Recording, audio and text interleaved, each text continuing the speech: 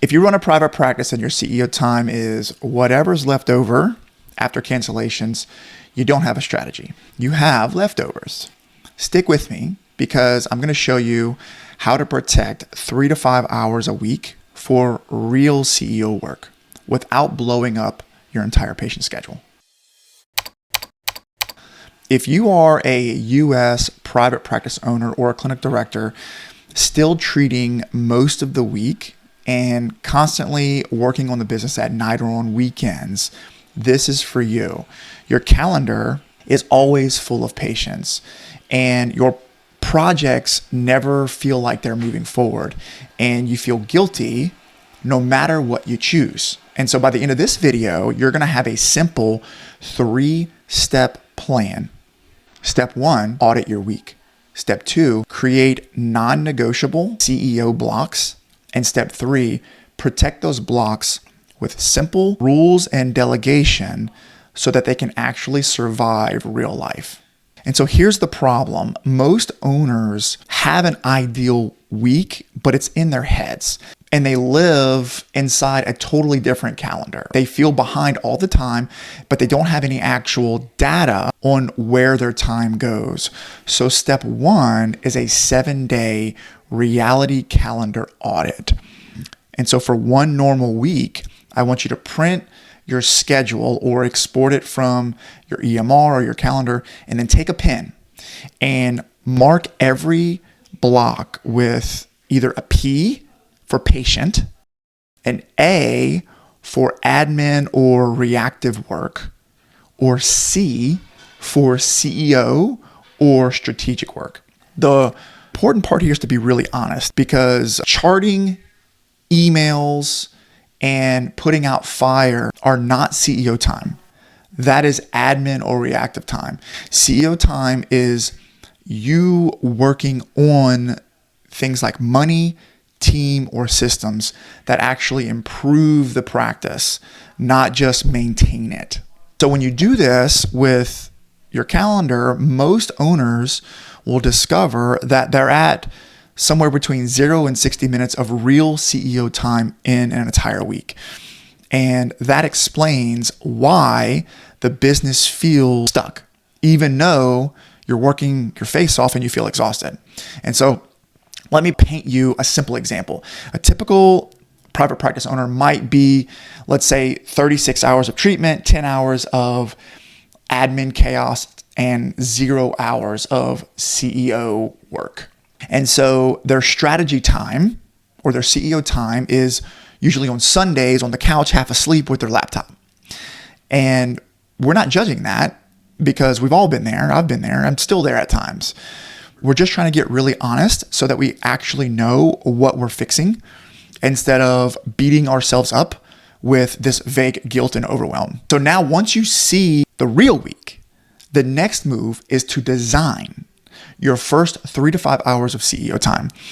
The key there is design. And because if your CEO time is vague, it's going to always be the first thing that you sacrifice for just one more eval or just one more email or just one more fire to put out. And so we're going to start small and we're going to get really specific. We want to target 3 to 5 hours per week, not 8 hours of fantasy CEO time that you're never going to keep.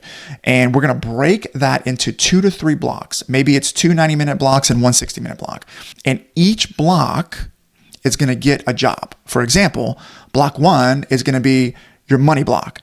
That's where you're going to review KPIs, review your visits, your revenue, your AR, and any upcoming cash. Block 2 is your team block. That's where things like hiring, one-on-ones, training plans, or fixing one chronic staff issue lives.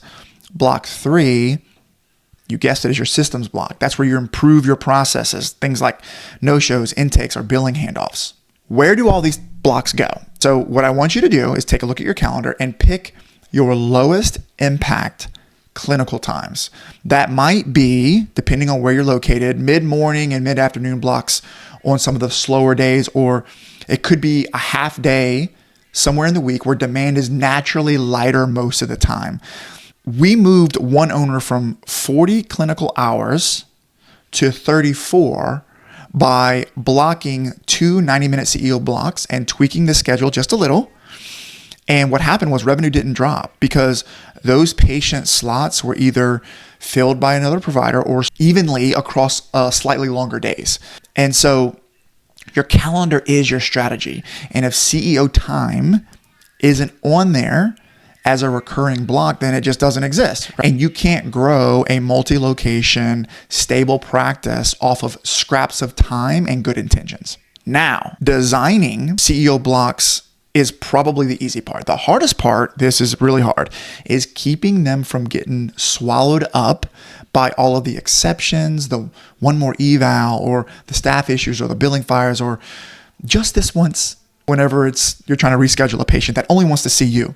And to protect those blocks, we use a very simple framework: fence, filter, and failsafe. First, fence. You have to treat your CEO blocks literally like surgery time. No patients, no meetings, no can we sneak someone in blocked during that time. That means updating your scheduling rules with your front desk and making sure it's super clear with your team. You have to literally say, these blocks are off limits, just like if I were in surgery or out of the building. Second is filter. Create simple rules that your team can follow during those blocks. Who handles the walk-ins? Who handles the urgent calls? Who handles the staff questions when you're in your CEO time blocks? For example, during my CEO block, our lead handles all schedule issues and angry patients up to a certain dollar amount, credit or discount. So all the billing questions go directly to our biller or our virtual assistant, and I review the summary weekly during a specific time, not live in the middle of my time. Right. Third is the fail-safe. And so what we want to do is define what a true emergency is and who is allowed to interrupt you during those times. So example, only Catherine can interrupt CEO time, and only for clinical risk, major HR, or something over a certain dollar amount in potential loss. Because if everyone can interrupt you, no one is really going to be protected. If one person can, with clear criteria, the system will hold in alignment much more consistently. And so you might feel a little uncomfortable the first few times you say things like, hey, I'm in a focused time block. Talk to Catherine if you truly can't wait. They'll loop me in later. That's normal if you feel uncomfortable. You're kind of retraining your team and honestly, training yourself as well. And so over a few weeks, people will start solving their own problems inside the guardrails that you give them. And your CEO time stops being optional and starts being just part of how the practice runs every single week. One warning here though, if your CEO blocks turn into email and charting, you'll abandon them. You'll abandon your CEO time. You'll tell yourself, this doesn't work, and go back to full patient days. So here's a simple rule. At least 80% of CEO time should be spent on projects that increase revenue, increase capacity, or reduce chaos within the next 90 days. Examples: you can tighten up your no-show process so that you get more kept visits without having to spend more on marketing. Hiring a virtual assistant to pull you out of the inbox and the phone chaos. Fixing one handoff between your front desk and your clinicians. Or improving plan of care compliance so that patients actually complete their visits. The point is that your CEO time should eventually create more profits per hour than your treatment time. And that's how you justify buying back more of it later whenever you start winning. And you start slowly shifting out of full-time clinical as one of your goals. So quick recap for you.